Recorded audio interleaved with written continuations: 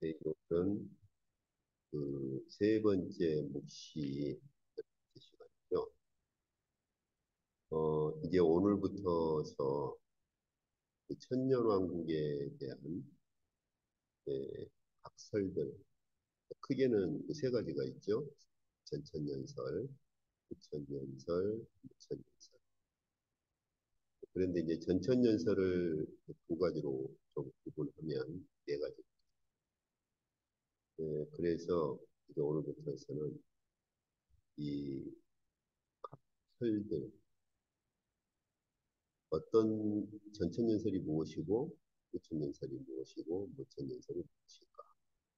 그리고 다음 주에 조금 한 단계 더 들어가서 그런 각 주장을 하는 학자들이 누가 있고 그리고 그런 주장들이 가지고 있는 강점과 약점이 무엇일까? 네, 살펴보도록 하시죠. 그래서 먼저 천년설에는 어떤 종류가 있는지 그리고 나서 전천년설, 부천년설, 무천년설 이런 각 천년설이 주장하는 게 뭔지 오늘 한번 개관을 해보시고 다음 주에 조금 더 깊이 좀 들어가 보겠습니다. 먼저 그 천년설이 천년설이라는 이 가르침이 등장하게 된 배경이 계시록 20장 1절부터 6절이거든요. 앞주에 저희가 봤었죠. 그래서 천사가 무저갱 열쇠와 큰 쇠사슬을 가지고 와서 사단을 잡아서라고 되어 있는데 결박한다는 말. 그래서 천년 동안 결박을 하죠. 그리고 천년이 찰 때까지는 왕국하게 하거든요. 반면에 한쪽에서는 천년 동안 그 천사가 사탄이 결박된 천년 동안 한편에서는 예, 왕 노릇하는 그런 그룹들이 있죠. 그래서 여기 보면 하나님 말씀 때문에 목배임을 당한 자들의 영혼들 그리고 우상에게 경배하지 않고 표를 받지 아니한 자들이 살아서 그 말은 영혼들이 부활해서 영혼들이 살아나서 그 말이에요. 영혼들이 살아나서 천년 동안 왕. 이 본문, 이 본문의 근거에서 이제 몇 가지 설들이 이제 등장하죠. 크게는 이제 전천년설, 후천년설, 무천년설 이렇게 이름들을 붙여요. 여기 계시록 20장에 등장하는 천년을 어떻게 주장하느냐 하는 이 그룹들이 크게는 세 그룹, 좀 세분하면 네 그룹인데 각 그 천년을 주장하는 그 그룹들에 대한 이름이 이렇게 붙여지죠. 에, 여기 전천년설이라고 하는 말은 이 천년, 이 계시록 20장에 등장하는 이 천년 통치, 천년 동안의 왕노릇, 이 천년 왕국이라고도 하고요. 이 천년 통치 전에 예수님이 재림을 하신다. 그래서 천년이 기준이에요. 천년 통치 전에 예수님이 정확히 표현하자면 여기는 재림이라기보다는 강림이라고 합니다. 여기 전천년설은 이제 세대주의적 전천년설이나 역사적 전천년설. 어쨌든 이 전천년설은 예수님 강림과 재림을 구분합니다. 그래서 예수님 강림을 공중 강림 1차적으로 그리고 나서 이 땅 재림이 있다고 봐요. 그렇기 때문에 이 천년 왕국이 있기 전에 예수님께서 정확히 표현하자면 재림이 아니라 1차적 강림을 하신다는 거예요. 강림. 그 다음에 예수님께서 공중에 강림하시면 이 땅에 이 요한계시록 20장에 있는 천년 동안의 통치, 천년 왕국이 이 땅에 이루어진다는 거예요. 이제 그때 이제 뒤에 저희가 좀 더 자세히 볼 거예요. 예수님께서 이제 뒤에 슬라이드에서는 제가 강림하고 재림을 했는데 여기서는 그냥 큰 육각만 거예요. 그때 예수님 강림하실 때 그리스도인들이 공중으로 끌려 올라가요. 그 데살로니가서 말씀을 가져오죠. 끌려 올라가서 공중에 끌려 올라가 있는 동안 이 땅에는 천년왕국이 이루어지고 천년왕국이 끝나면 이 땅에 재림을 하신다. 이렇게 강림과 재림을 구분하고 그리고 그때 이 천년왕국을 문자적 천년으로 그러니까 예수님께서 공중에 강림하셔가지고 계실 때 이 땅에 문자적으로 천년 동안의 왕국이 이루어지는 그리고 천년이 끝나면 문자적으로 천년이 끝나면 예수님께서 이 땅에 완전한 재림을 하시는 거예요. 이게 이제 전천년설이 가지고 있는 큰 틀인데요. 어쨌든 뒤에 슬라이드에 가서 조금 더 세부적으로 들어가 보시죠. 후천년설은 문자적으로 보지는 않아요. 그러나 그렇다고 이걸 상징적으로 해석하지는 하지도 않습니다. 황금기라는 개념이 있는데 무슨 말이냐면 예수님 재림하실 때가 가까워지면 이 땅에서 악은 감소하고 선은 점차 증가해서 어떤 황금기에 도달할 것이다. 그래서 정말 그 예수님께서 통치하는 것과도 같은 그런 황금기가 있을 것이다. 이걸 문자적으로 정확히 그게 천년 동안이다 이렇게 보기는 그러나 어쨌든 예수님 재림하시기 전에 이 세상은 황금기에 무르익어 가다가 이제 그걸 그 황금기를 천년왕국으로 보거든요. 그러다가 대환란과 대핍박이 있을 것이고 이렇게 보는 거예요. 네. 그리고 천년 후에 예수님께서 재림하시는 그 환란과 대핍박 후에 그러니까 천년을 중심으로 천년 후에 예수님이 재림하신다는 거죠. 근데 그 황금기가 끝나면 그 황금기를 이제 천년왕국이라고 보는데 그 황금기가 끝나면 대환란과 대핍박이 있을 것이고 그리고 예수님 재림할 것이다. 이렇게 보죠. 그래서 여기 천년 후라고 했는데 이 천년이라고 하는 것은 전천년설처럼 문자적으로 딱 천년이다 그렇게 보질 않고 황금기로서의 기간을 봐요. 그래서 그 황금기로서의 천년이 끝나고 대환란과 대핍박이 일어나고 나면 예수님 재림하실 것이다. 이렇게. 무천년설은 이 천년이라고 하는 것을 문자적으로 보질 않고 상징으로 보죠. 계시록에 있는 말씀이라든지 계시록에 하나님께서 계시록에서 묵시로 사도 요한에게 보여준 것들을 상징으로 보여주시기 때문에 이 기간도 상징으로 이렇게 보는 거예요. 그렇다면 이 천년이라고 하는 이 기간이 무엇을 상징하느냐라고 할 때 예수님 초림 때부터 재림하실 때까지의 기간이다. 이렇게 봅니다. 그럼 천년 통치가 이루어지는 장소가 어디냐? 전천년설은 아까 제가 말씀드렸죠. 예수님 공중에 강림하실 때 그때 성도들이 공중으로 부활해서 끌려 올라가요. 그러면 이 땅에 천년 동안의 그런 왕국이 세워질 것이다. 이렇게 봅니다. 후천년설도 천년왕국이 이루어지는 장소를 어디로 보느냐? 이 땅에서 이루어지는 황금기로 보기 때문에 이 후천년설도 천년왕국이 이루어지는 장소를 이 땅으로 보죠. 그래서 이 천년왕국이 어디에서 이루어질 것이냐라고 할 때 전천년설이나 후천년설 모두 이 땅에서 이루어질 것으로. 그런데 이제 무천년설은 예수님 초림부터 재림까지를 천년 통치로 보기 때문에 그렇다면 이 천년 통치는 이미 부활한 그러니까 이미 부활해서 하나님 보좌 앞에 가 있는 자들로부터 이 땅에 있는 성도들에 이르기까지 우주적인 그런 통치로 보죠. 우주적 통치.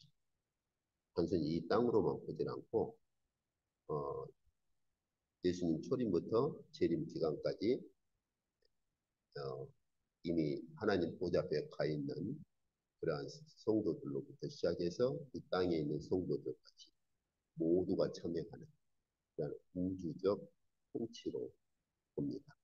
단지 이 땅으로 국한하지 않아요.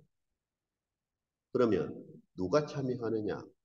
그 천년 통치에 누가 참여하느냐 했을 때 예수님께서 1차적으로 강림하시면 그때 그 성도들이 살아있는 성도들이 공중으로 끌려 올라갑니다. 이걸 이제 뭐 휴거라고 말을 하죠. 예, 그래서 공중으로 휴거되어서 올라가는데 그때 이 공중으로 끌려 올라간 성도들이 천년 통치에 참여한다. 이렇게 말을 해요. 여기 후천년설은 이 땅에서 천년왕국의 황금기가 이루어지기 때문에 당연히 이 땅에 있는 성도들이 그리스도인들이 이 천년왕국에 참여한다. 이렇게 말하고요. 무천년설은 역시 우주적인 통치를 말을 하기 때문에 누가 천년왕국에 참여하느냐라고 할 때 예수님께서 초림하실 때부터 재림하시기까지 하나님 보좌 앞에 있는 성도들과 이 땅에 있는 모든 성도.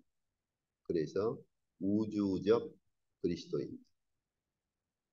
제가 표현을 좀 우주적 그리스도인들이라 이렇게 했는데 적당한 뭐를 써야 될지 몰라서 네, 편의상 이렇게 썼습니다. 그래서 음, 현재 지금 그리스도 초림부터 재림까지니까 현재 모든 성도들 하나님 보좌 앞에 있는 성도들 이 땅에 있는 모든 성도들이 또 예수님의 천년왕국 통치에 참여한다. 이렇게 주장을 하죠. 그래서 이 세 가지 천년기설들이 주장하는 그 세 가지 설들의 차이, 그 다음에 강조점들은 이런 것들. 자, 그러면 하나씩 좀 보실까요? 이제 전천년설을 한번 보시죠. 전천년설은 크게 두 가지로 구분돼요. 물론 사람에 따라 이름들이 약간 다르기는 하지만 그러나 가장 보편적으로 사용하는 명칭은 세대주의 전천년설이라는 게 있고 그리고 역사적 전천년설 이렇게 두 가지로 구분을 합니다. 좀 머리 아프죠? 네. 이 세대주의라고 하는 것은 이 성경의 역사를 일곱 세대로 이렇게 구분을 합니다. 그래서 이제 세대주의다. 세대를 나누어서 보는 그러한 자들이다. 이렇게 해서 세대주의라고 하는데 이 천년왕국의 맨 마지막 일곱 번째 세대입니다. 그러면 이 마지막 일곱 번째 세대에서 무엇이 어떤 일이 발생하느냐? 아까 제가 본 것처럼 이 천년을 문자적으로 보죠. 그럼 천년이 언제 발생하느냐? 아까 저희가 보았잖아요. 먼저 예수께서 1차적으로 공중 재림 혹은 강림이라는 강림으로 보통 구분해서 씁니다. 예수님께서 1차적으로 공중에 강림을 하셔요. 그러면 그때까지 살아있는 모든 자들이 부활해서 공중으로 끌려 올라갑니다. 그 근거 구절을 데살로니가서에서 가지고요. 그래서 공중 혼인잔치로 말을 합니다. 혼인잔치가 어디에서 이루어지느냐? 예수님께서 1차적으로 공중에 강림하셔가지고 계실 때 그때 살아있는 모든 성도들이 공중으로 끌려 올라가요. 휴거를 해서 공중에서 혼인잔치가 열립니다. 공중에서. 이제 제가 다음 주에 하나씩 보겠지만은 성경에서 말하는 혼인잔치를 과연 공중으로 국한해서 말을 하는가? 그리고 성경에서 예수님 강림과 재림을 구분해서 말을 하는가 하는 건 다음 주에 이제 본문에서 한번 구체적으로 보시죠. 그리고 나면 이 땅에서는 어떤 일이 생기느냐? 7년 동안 대환란이 있습니다. 그런데 제가 앞전에 말씀드린 것 같은데 여기 7년 환란이라고 하는 것은 사실은 성경에서 근거 구절을 찾을 수가 없어요. 3년 반으로 보통 말합니다. 3년 반.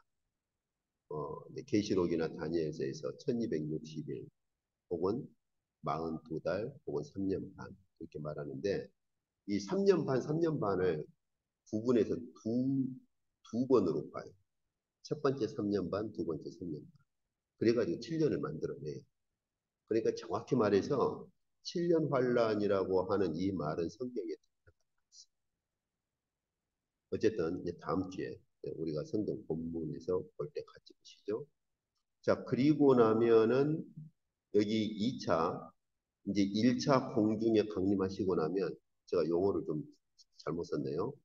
1차 공중에 강림하시고 나면 성도들이 끌려 올라가서 공중에서 혼인잔치 합니다. 그때 이 땅에서는 7년 동안 지상의 대환란이 일어나요. 그때. 그래서 옛날에 저도 학생 때 이 세대주의 전천연설을 배웠거든요. 그래가지고 휴거라는 영화 보면 그 주위 사람들이 공중으로 끌려 올라가고 7년 동안 이 땅에서 막 쫓기고 막그 핍박을 하는 굉장히 무서운 분위기를 만든 영화가 있었죠. 휴거라는 영화가 있어요. 그 영화 보면은 예, 이렇게 어, 성도들은 공중으로 끌려 올라가고 그렇지 않는 자들은 이 땅에 남아서 아주 대단한 핍박을 받습니다.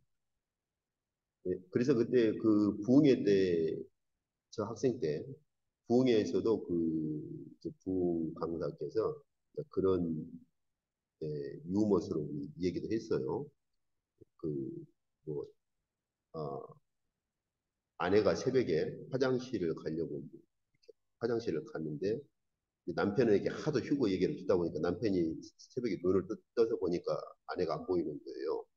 그러니까 이제 남편이 아이고 휴고가 정말 있나 보다. 그리고 눈물을 흘리고 있는 것을 아내가 화장실에 갔다 보거든요. 그래서 이때 목사님 모셔와서 전도하면 좋겠다 싶어서 목사님을 모시고 왔대요. 이제 유머입니다. 목사님 그래서 방에 들어가서 전도하려고 하니까 그 남편이 목사님 그 뺨을 때리면서 내 아내도 휴고했는데 당신은 그때 휴고도 못했냐. 예, 그래가지고 뭐 진짜 목사냐 그랬다는 그런 저 학생 때 들었던 부흥 강사께서 유머스럽게 이런 얘기를 해주기도 했는데 그런 배경들이 다 그런 얘기의 배경들이 바로 세대주의 전천년설. 이제 그리고 나면 주님께서 공중에서 이제 2차로 지상으로 강림보다는 완전히 이제 재림을 하시죠. 제 2차 재림을 하시죠. 그러면 아마겟돈 전쟁이 일어납니다. 그래가지고 아마겟돈 전쟁이 일어나서 사단을 무저경에 가두고 천년왕국이 세워져요. 그렇게.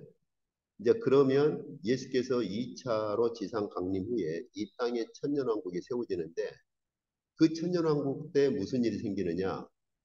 모든 여기 유대주의라고 되어 있는데 다시 말하면 이스라엘의 모든 제사나 이스라엘 왕국이 다시 세워져요. 구약의 예언을 문자적으로 보는 거예요.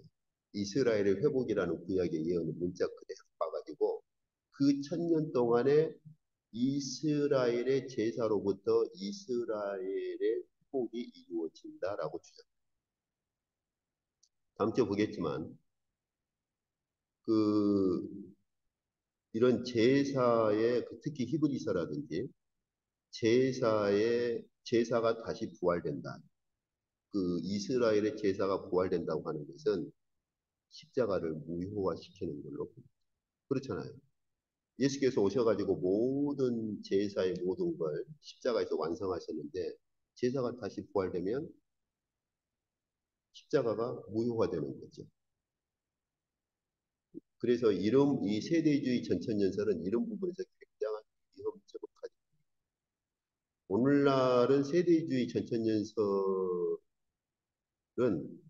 그렇게 힘을 받지를 못하고 있고 또 그리고 그렇게 영향력을 미치지 못하는데 좀 연세 드신 분들은 아직도 세대주의 전천연설에 굉장한 영향을 있습니다. 예, 그런데 여기 요한계시록 본문에 보면은 그 천년왕국이 이루어지는 장소를 어디로 봅니까?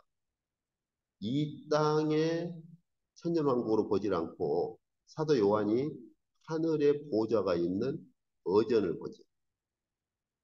하늘의 어전에 있는 보좌를 보니까 거기서 20장 4절 보면 거기서 순교자들의 영혼들이 천년 동안 왕노릇하는데 참여하더라. 이렇게. 이 땅의 천년왕국으로 보질 않고 하나님의 어전에서 이루어지는 그러한 천년 통치로 그렇게 계시록에서는 보고 있죠. 이건 뭐 신학적인 해석이 아니고 본문이 그렇다 그 말. 전에 제가 한국에 있을 때 에, 이제 좀 신학 강좌로 이렇게 굉장히 상당한 영향력을 행사했던 그 이제 이 교수님하고 이 부분으로 제가 좀 이렇게 언쟁을 했었어요. 그래서 그분이 그때 세대주의 전천연설은 아니고 역사주의 전천연설 그때 무천연설로 있다가 역사주의 전천연설로 돌아갔는데 그때 제가 질문한 게 이제 그거였어요. 이 계시록에서는 천년 통치가 하나님의 보좌로부터 이루어지는 걸로 이렇게 있지 않냐고 했었는데 그때 그분이 아, 여기 보좌를 이 땅의 보좌로 보면 되지 않아요? 좀 그렇게 좀 반론을 제기를 했는데 너무 억지스럽다 싶어서 예. 계시록에서 보좌는 당연히 하늘에 있는 하나님의 의전에 있는 거죠. 이 땅에 있는 보좌를 말하는 게 아니에요. 특히 20장 더 그렇습니다. 뒤에 이제 다음 주 한번 보시죠. 그러면은 여기 천년 통치에 누가 참여하느냐? 예수께서 2차 지상 강림 후에 천년왕국에 들어온 자들이 천년 통치에 참여한다. 이게 이제 세대주의 전천년선 자들이 주장하는 건데 가장 위험점이 뭐냐? 이 천년왕국 때 이 이스라엘 유대주의가 완전히 복원됐다. 이렇게 주장하는 상당히 좀 위험하죠. 이런 부분은. 그래서 여기서 보신 것처럼 먼저 1차 공중 휴거가 이루어져요. 공중 휴거가 이루어지고 그때 7년 환란인데 3년 반, 3년 반. 그래서 이 적그리스도가 핍박을 3년 반 동안 엄청 적그리스도가 핍박을 하고요. 3년 반 동안 그 후에 3년 반 동안 제3의 성전이 건축됩니다. 그리고 유대인들이 대거 돌아와요. 그러면 이 천년왕국 시대에는 유대인을 중심으로 한 통치가 그 천년왕국의 통치가 유대인을 중심으로 이렇게 이루어지는데 그때 이제 부활한 그리스도인들도 참여를 한다고 말하죠. 그리고 나서 이제 마지막 복과 마곡 전쟁이 일어난다. 그러니까 아마겟돈과 복과 마곡의 전쟁을 분리해서 보잖아요. 이것도 다음 이미 저희가 보았는데 다음 주에 한 번 더 보도록 하겠습니다. 이게 이제 세대주의 전천연설이고 역사적 전천연설이라고 하는 것은 세대주의하고 약간 좀 달라요. 그래서 예수께서 강림을 하시고 그 다음에 공중에 끌려 올라간 것까지는 같습니다. 이제 그리고 나면 예수께서 재림하셔서 사단을 결박하고 무지어경에 가두어서 천년 왕국이 이루어져요. 왜 이렇게 보느냐? 여기 계시록 19장 보면 예수님 재림이 있고 20장 보면은 천년 왕국이 있지 않냐? 즉 시간의 순서대로 보는 거죠. 계시록 19장, 20장을 이제 이 부분은 저희가 이미 앞번에 보았는데 다음 주에 다시 한번 보도록 하겠습니다. 그러고 나면은 이제 천년 통치 장소가 어디냐? 예수께서 이제 공중 강림이 아니라 이 땅에 완전히 재림하시고 나면 이 땅에 천년 통치가 이루어진다. 그래서 그 이사야서를 많이 인용을 합니다. 그 저희 보면은 이제 사자가 어린 양과 함께 뛰놀고 독사굴에 손을 쥐고 하는 그런 그 이사야서의 예언이 이루어지는 기간. 그런데 세대주의 전천연설자들처럼 유대주의, 이스라엘의 복원, 유대주의가 복원된다. 그렇게 주장하지는 않습니다. 이게 이제 세대주의와 역사적 전천연설자들의 가장 큰 차이죠. 역사적 전천연설자들은 세대주의자들처럼 유대인의 성전, 유대인의 제사가 완전히 복원된다 이렇게 주장하지는 않습니다. 그런데 아까 제가 보신 것처럼 여전히 천년 통치의 장소는 지금 이 땅으로 보죠. 그리고 강림과 재림을 구분하는 것도 같아요. 강림과 재림을 구분하는 것도 세대주의와 같고, 그리고 재림 후에 천년왕국이 이루어진다라고 주장해서 이런 부분들은 세대주의와 같으나, 그러나 유대인들의 성전이나 유대인들의 제사가 복원됐다. 이렇게까지 주장하지는 않습니다. 그런데 아까 제가 보신 것처럼 천년 통치가 이루어지는 것은 하나님의 보좌에서 누가 참여하느냐? 바로 순교자들의 영혼들 그리고 짐승과 우상에게 경배하지 아니한 자들이 이미 죽었던 자들인데 그들이 다시 살아서 부활해서 참여를 한다는 거죠. 자, 그러면 후천년설이라고 하는 것은 그래서 여기에 보시면은 그리스도께서 여기 지금 이 부분 빠졌네요, 지금. 그리스도께서 1차적으로 공중에 강림하시거든요. 강림하시면은 이 7년, 역시 7년 환란을 같이 주장을 해요. 3년 반, 3년 반.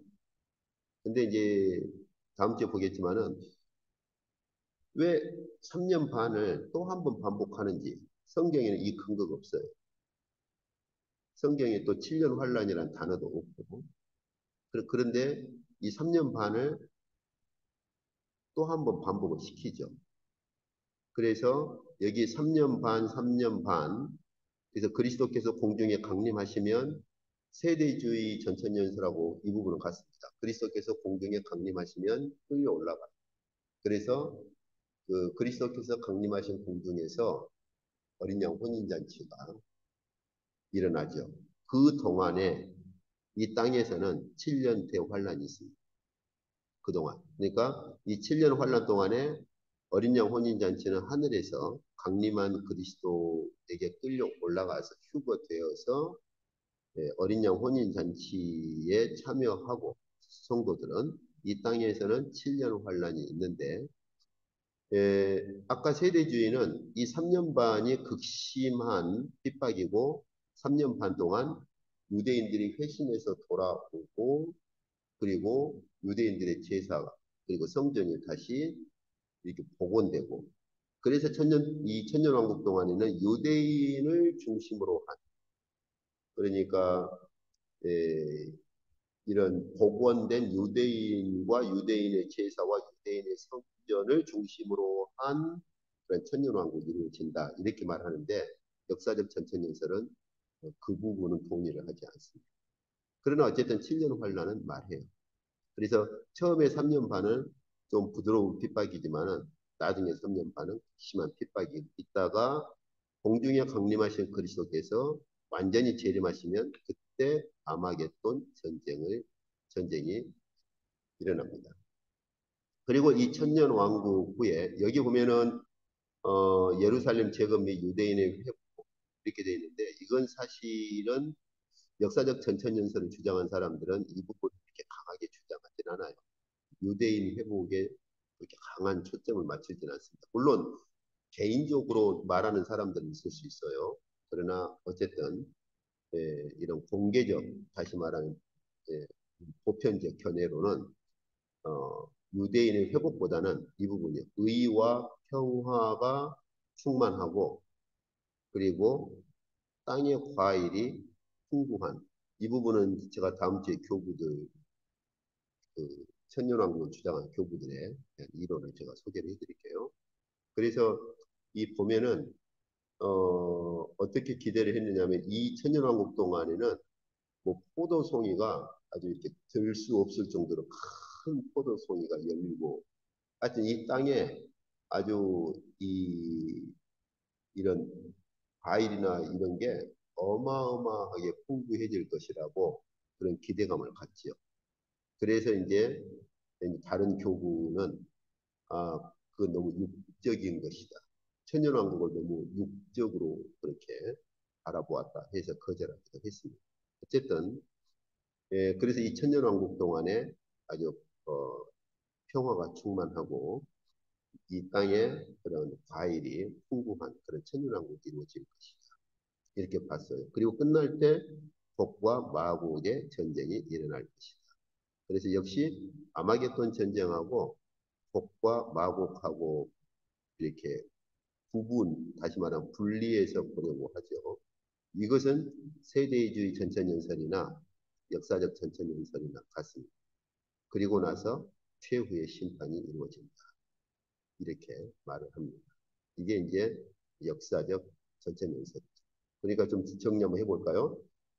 먼저 공통점이 있다면 세대주의, 그러니까 세대를 나누어서 주장하는 전천연설자들하고 이 땅의 역사의 그 중심을 두는 역사적 전천연설을 주장하는 사람들 공통점이 있다면 먼저는 예수님의 강림, 공중 강림과 이 땅의 재림, 그러니까 1차 강림 그리고 이 땅에 뭐 2차 강림이 되었던 재림이 되었던 간에 강림과 재림을 구분한다는 그것은 같습니다. 그리고 강림하실 때 성도들이 공중으로 끌려 올라가요. 이것도 세대주의나 역사적 전천연설이 주장하는 것 같습니다. 그리고 이제 그동안에 성도들은 공중에 있고 이 땅에서는 7년 대환란이 있어요. 아주 극심한. 근데 제가 자꾸 말씀드리지만 3년 반을 왜 추가했는지 모르겠고 그리고 이제 다음 주에 저희가 보시겠지만은 그 주님께서 마태복음 24장이라든지 계시록에 보면은 극심한 핍박을 누가 겪을 거라고 말합니까? 성도들로 말하지 않나요? 창세 이후로 그보다 더 큰 핍박이 없을 것이라고. 그런데 전천연설은 세대주의나 역사적 전천연설은 1차 공중 주님 강림하실 때 다 휴거돼버려요. 그러면 누가 이 땅에서 핍박을 받죠? 결국은 휴거 안 된 사람들 아니에요? 비그리스도인들? 비그리스도인들이 짐승을 따라 사는데 왜 핍박을 받죠? 그죠? 물론 이제 그래서 세대주의 전천연설은 이때 유대인들이 돌아온다. 유대인들이 돌아온다고 하는데 어쨌든 강림과 재림을 구분하고 이미 성도들이 다 올라가 버렸는데 이 땅에서는 핍박인데 그것도 성경에서 말하는 3년 반을 한 번 더 겹쳐가지고 7년으로 잡아. 그리고 여기 아마겟돈 전쟁하고 복과 마복을 분리하는 것도 같습니다. 세대주의 전천연설이나 역사적 전천연설. 그러니까 전천연설을 주장한 사람들은 1000년 전에 예수님이 오시는데 어떤 형태로 오셔요? 1차 공중 강림. 그리고 성도들은 다 올라가요. 그때 7년 환란이 있어요. 7년 환란 끝에 주님이 이 땅으로 재림을 하셔요. 그래가지고 아마겟돈 전쟁에서 사탄을 무적행에 가두어요. 그래가지고 천년왕국이 있어요. 그리고 나면 마지막에 복과 마곡 전쟁이 일어나요. 이렇게 아마겟돈과 복과 마곡을 분리하죠. 그래서 세대주의든 역사적 전천연설이든 어, 강림과 재림을 구분하고 그리고 강림 때 7년 환란이 있고 재림하실 때 아마겟돈 전쟁이 있다가 아마겟돈 전쟁에서 사탄을 결박해요. 근데 우리가 계시록 다음 주에 보겠지만 아마겟돈 전쟁에서 사탄을 결박합니다. 그죠?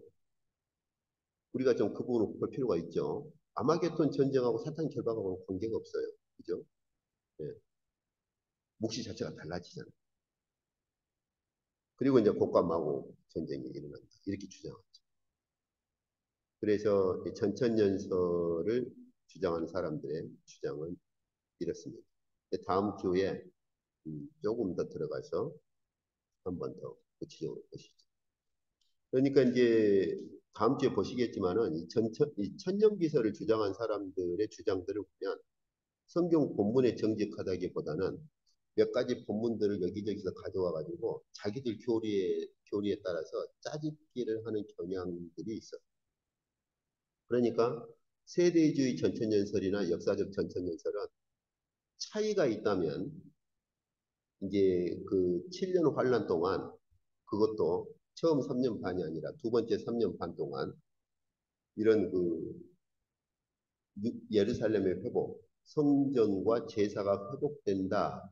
세대주의는 그렇게 주장하고 역사적 전천연설은 그렇게 주장하지 않는다는 그 차이가 있을 뿐이지 나머지 골격들은 사실은 세대주의 전천연설이나 역사적 전천연설이나 같습니다. 그리고 본문의 정직한가라고 했을 때 이 아마겟돈과 곡과 마곡에 대한 이해도 그리고 아마겟돈에서 사탄을 무적행에 가둔다고 말하거든요. 아마겟돈 전쟁, 사탄이 아마겟돈 전쟁에서 패배해가지고 그때 사탄을 무적행에 가둔다고 하는데 이건 계시록에 있는 본문을 이 교리에 맞춰서 완전히 짜집게 한 거잖아요. 저희가 지금까지 보았지만은 아마겟돈 전쟁에 있는 묵시의 장면하고 계시록 20장 천년왕국의 장면하고는 완전히 묵시가 달라져 연결되질 않아요. 그런데 이런 무리를 하고 있는 것들을 볼 수 있죠. 어쨌든 다음 주에 한번 본문을 같이 보면서 같이 보시죠.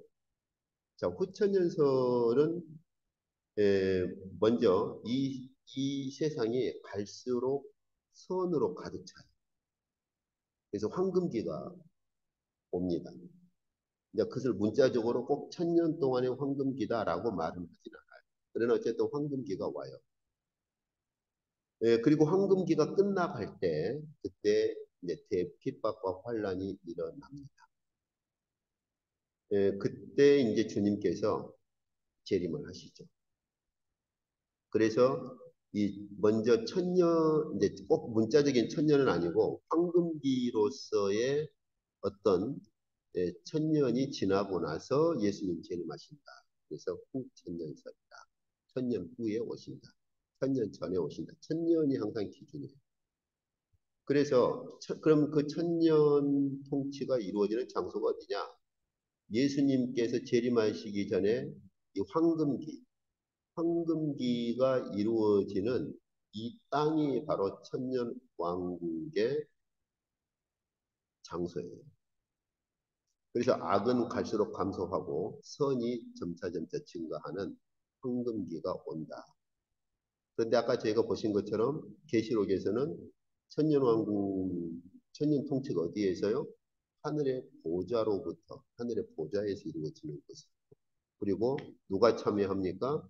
순교자들과 짐승의 표를 받지 아니한 자들이 참여하는데 여기 천년 통치에 누가 참여하느냐? 후천년설은 그때 황금기 때 그리스도인들이 그 이런 황금기로서의 천년왕국에 참여합니다. 이렇게 주장을 하죠. 그래서 이 도표를 보시면은 교회 시대가 아주 그 황금기가 이루어지는 어떤 일정 기간이 있어요. 이거 문자적으로 천년으로 보진 않습니다.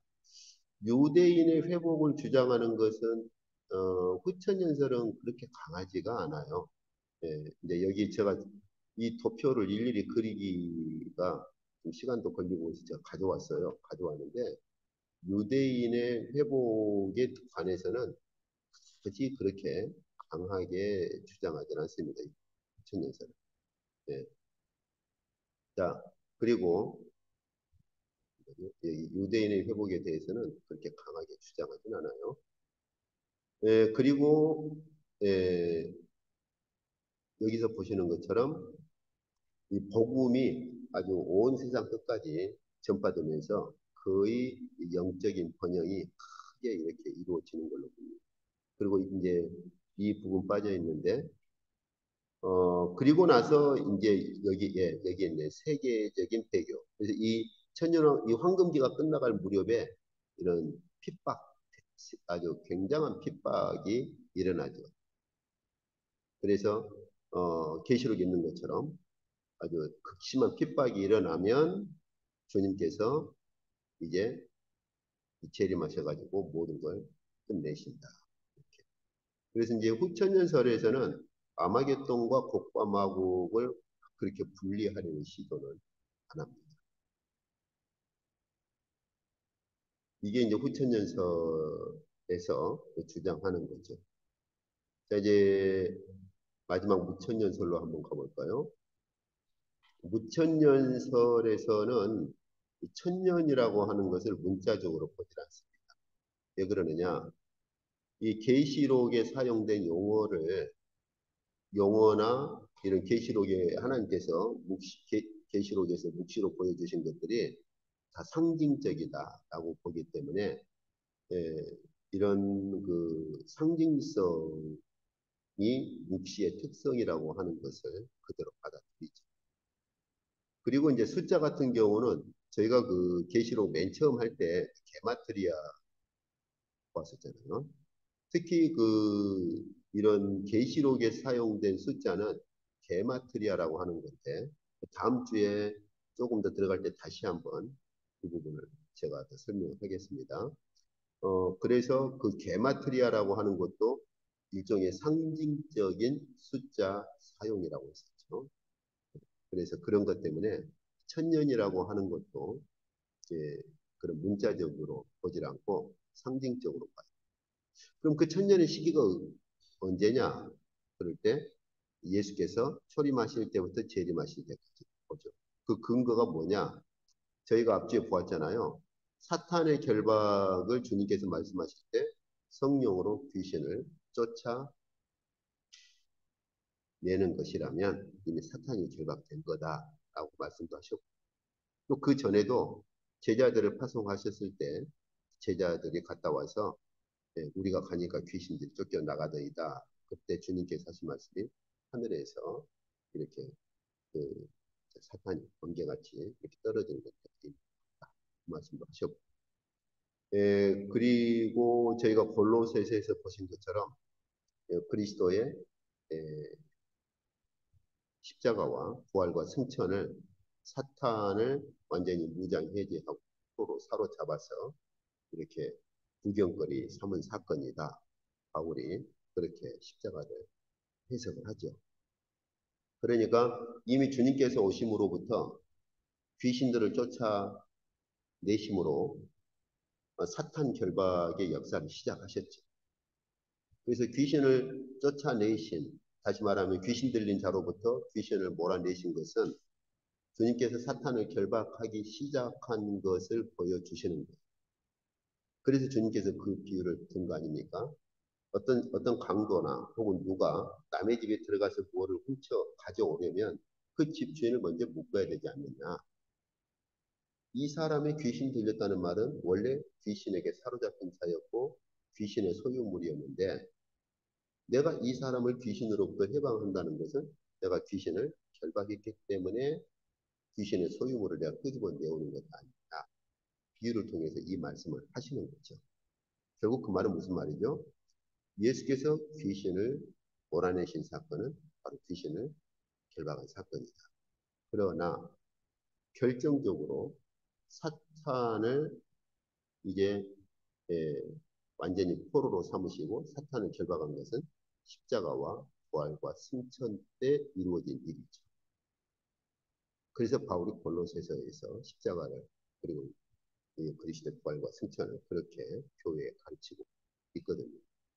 그러니까 사탄 결박의 시작은 예수께서 이 땅에 오시고 시작되었고 십자가가 결정적으로 사탄을 완전히 무장해제 시켜버리고 포로로 사로잡아서 사탄을 마치 로마 병사들의 적군을 포로로 사로잡아서 승리의 계산 행진에서 구경거리 삼은 거죠.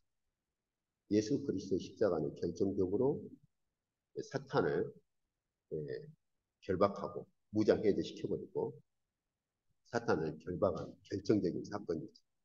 이게 또 이제 십자가의 신비 중에 하나예요. 네, 십자가의 신비 중에 하나입니다. 그래서 그 십자가에서 사탄을 완전히 결박했고 무적에 놓고 가둬버린 사건이 바로 십자가 사건입니다. 그래서 그 천년의 시기를 예수님 초림부터 재림까지로 볼 수 있는 근거가 뭐냐? 사탄을 결박한 시기를 보면 우리가 알 수 있고, 두 번째는 천년 통치가 이루어지는 장소나 천년 통치에 누가 참여하느냐를 보면, 그러면 천년이 어느 때인가를 알 수 있죠. 그럼 천년 통치가 이루어지는 장소가 어디입니까? 저희가 이미 첫 번째 슬라이드에서 본 것처럼 예수님께서 초림하실 때부터 재림하시는 그 사이에 이루어지는 우주적인 통치다. 뭘 말하죠? 순교자들의 영혼이 다시 부활해서 하나님 보좌 앞에서 천년 통치에 참여하고 있고, 꼭 순교자들만 그러냐? 바로 이 땅에 있는 모든 그리스도인들. 그래서 하늘에 있는 그리스도인들과 이 땅에 있는 그리스도인들, 우주적인 이러한 통치에 참여하는. 그래서 천년 통치가 이루어지는 장소는 바로 우주적인 통치다. 특히 그리스도께서 부활하시고 승천하신 이후에 바로 온 우주를 통치하고 계시는데, 그것이 바로 천년 통치의 장소라고 말할 수 있죠. 또 계시록에서도 하나님께서 사도 요한에게 보여준 묵시, 특히 천년 동안 왕노릇하는 하나님께서 묵시에서 어디에서 천년 동안 왕노릇하는 걸 보여줍니까? 바로 하나님의 보좌로부터서, 하나님의 의견으로부터서. 누가요?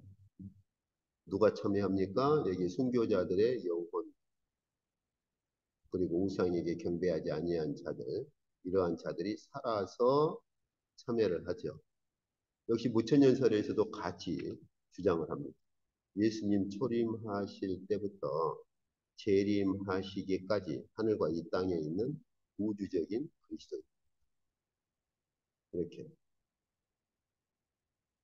네, 그래서 이 계시록 20장에 있는 천년이라고 하는 것을 어떻게 볼 것이냐. 제가 그 전에 어떤 분이 묻기도 했고, 또 제가 좀 깜짝 놀랐는데, 에, 어떤 목사님이 설교할 때 그런 말을 해요. 무천년설은 로마 캐톨릭으로부터 나온 것이고, 전천년설은 초대교회 때부터 주장을 한 것이다. 이런 말을 해요. 어, 어디서 저런 근거를 가져왔을까? 예, 근데 제가 저기, 이 도표를 찾다 보니까 어떤 블로그에도 그런 말이 있었거든요. 그런데 블로그에 글을 올릴 때는 근거를 가지고 해야 되는데, 근거 없이 너무 그렇게, 어, 함부로. 이 전천년설을 교부들이 말하기 시작한 때는요, 초대교회 때부터가 아니에요. 2세기 넘어서 이 전천년설이 등장합니다. 왜 그러냐면 초대교회 때는 그냥 단순해요. 우리가 잘 믿고 있다가 핍박 가운데서 잘 믿고 있다가 예수님 재림하시면 우리가 새하늘과 새 땅이 이루어질 것이다. 이것이 초대교인들의 가장 기본적인 신앙이에요. 별도의 어떤 천주왕국을 기대하는 그러한 흔적이 없어요. 그런데 1세기가 넘어가고 핍박이 극심해지도록 주님의 재림이 이루어지지 않으니까 2세기 들어서면서 비로소 교부들에게서, 다음 주에 저희가 볼 거예요. 저스티 그 교부라든지 교부들에게서 천주왕국에 대한 기대감이 일어납니다. 우리가 지금은 이렇게 핍박을 받지만 조금만 참자. 조금만 참으면 천주왕국의 황금기가 올 거야. 그때가 되면은 포도송이 하나를 우리가 못 들고 가게 될 정도가 될 거야.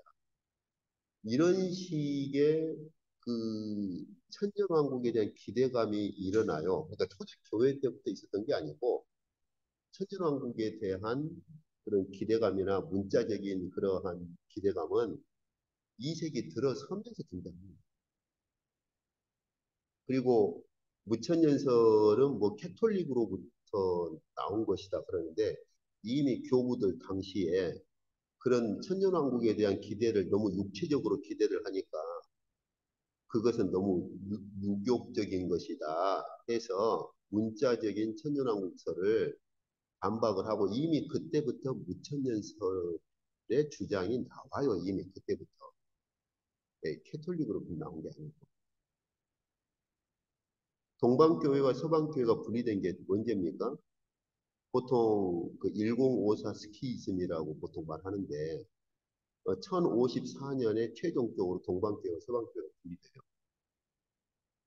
전에 제가 호주에 있을 때 어떤 목사님이 유튜브하고 블로그를 보여주면서 이 말이 맞냐고 물었는데 거기서 주장하는 게 뭐냐면 캐톨릭이 바벨론에서 왔대요.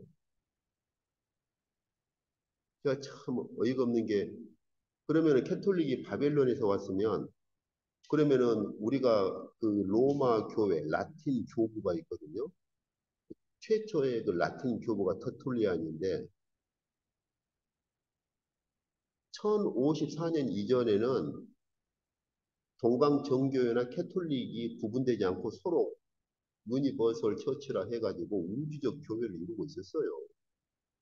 그러다가 1054 스키즘이라고 스키즘 오 1054 그래서 이제 1054라고 이렇게 부르는데 1054년에 교회가 분리되면서 이 동방교회는 우리는 정교회라는 이름을 쓸게 한 거고 서방교회는 우리는 그럼 캐톨릭이라는 이름을 쓰겠어. 그냥 분리되면서 이름을 채택한 거예요. 근데 무슨 캐톨릭 교회가 바빌론에서 왔어요? 교회 역사를 전혀 무시하고 어디서 근거도 없이 그러면 캐톨릭 쪽 라틴 교부의 터툴리아는 그럼 바벨론 쪽에 속한 그 교부입니까? 이 정말 블로그나 이런 데 보면은 황당한 그런 글들이 참 많아요. 근데 의외로 목회자들도 그런 것들을 보고서는 그렇게 흥분을 하고 또 저도 물론 캐톨릭의 교리나 캐톨릭의 가르침을 반대합니다. 그런데 그렇다고 해서 그런 근거도 없는 블로그나 글을 가져와 캐톨릭은 바벨론에서 온 거다. 이렇게 흥분하면 참 안타까운 일이죠. 그래서 여기 무천년설도 뭐 캐톨릭으로부터 나온 것이다. 참 이런 블로그나 글들을 보면 참 어이가 없고 좀 안타깝기도 해요. 정리를 좀 해보시죠. 이 천년이라고 하는 것을 크게 구분할 때 문자적으로 보느냐 상징적으로 보느냐 이렇게 구분합니다. 물론 아까 제가 말씀드린 것처럼 후천년설은 이 땅의 황금기를 말할 때 문자적으로 정확한 천년을 말하진 않더라도 어쨌든 그 천년을 상징적으로 보지는 않아요. 그래서 이 천년이라고 하는 것을 문자 그대로 보는 사람들이 전천년설이다. 전천년주의자들이다. 라고 볼 수 있습니다. 그 전천년설은 공통적인 것이 예수님의 1차 공중 강림과 이 땅의 재림을 구분한다는 거예요. 그래서 1차 공중 강림 때 휴거되어 올라간다고 보죠. 그때 이 땅에서는 3년 반, 3년 반에서 7년 환란이 일어난다고 봐요. 그리고 나서 주님께서 재림하시면 그때 아마겟돈 전쟁이 일어나서 사탄을 무저갱에 가두고 그리고 천년 왕국이 이루어지는 걸로 봅니다. 단지 이제 세대를 나누는 세대주의자들은 그때 그 3년 반, 후 3년 반이라고 합니다. 후 3년 반의 유대인들이 대거 회심하고 유대인들의 성경과 제사가 복원되어서 그 천년 통치가 유대인을 중심으로 한 천년 통치가 이루어집니다.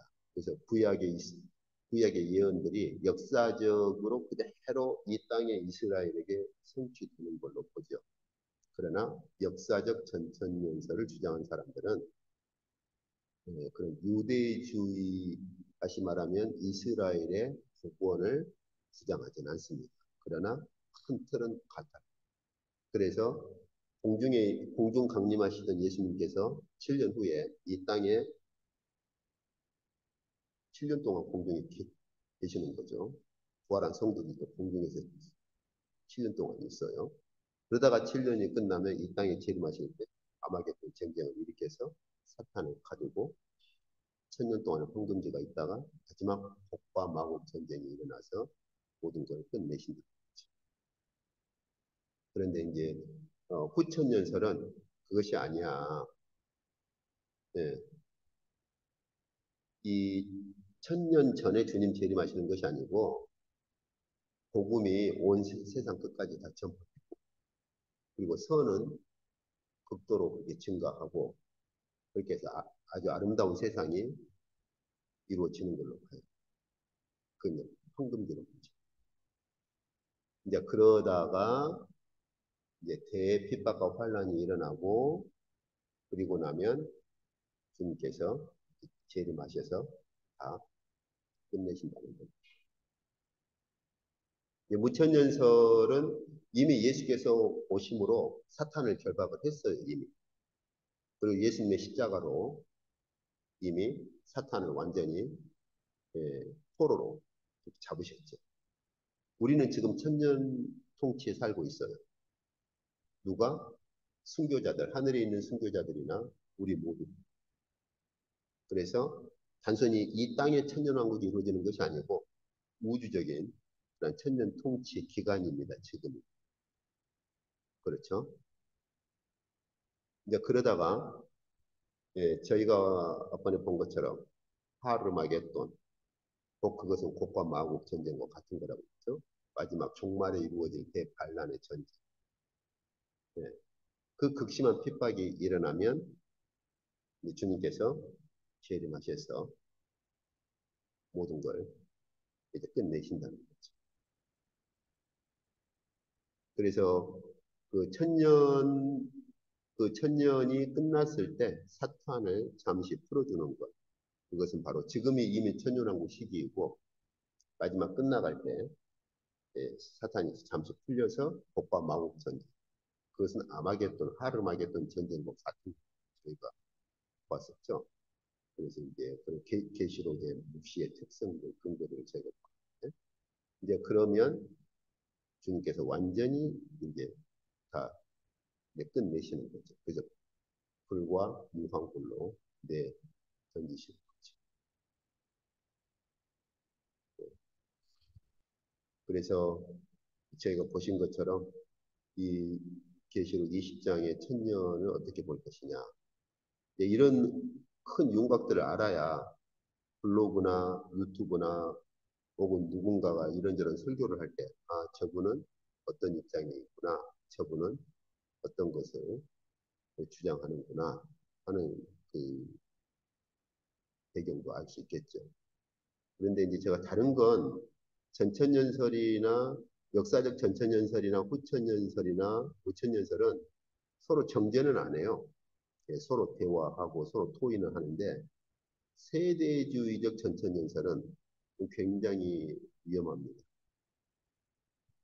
이스라엘의 복원을 말하기 때문에 제사가 복원되고 성전이 복원돼서 유대인 중심으로 천년왕국이 이루어지면 주님의 십자가는 무효화되어 버립니다. 세대주의 전천연설은 그것은 굉장히 우리 신앙의 치명적인 견해입니다. 다음 주에 본문을 가지고 그들이 주장하는 그런 근거라든지 성경이 말하는 본문을 가지고 이제 조금 더 저희가 자세히 들어가 보도록 하시죠. 오늘 이쪽까지 하도록 하겠습니다.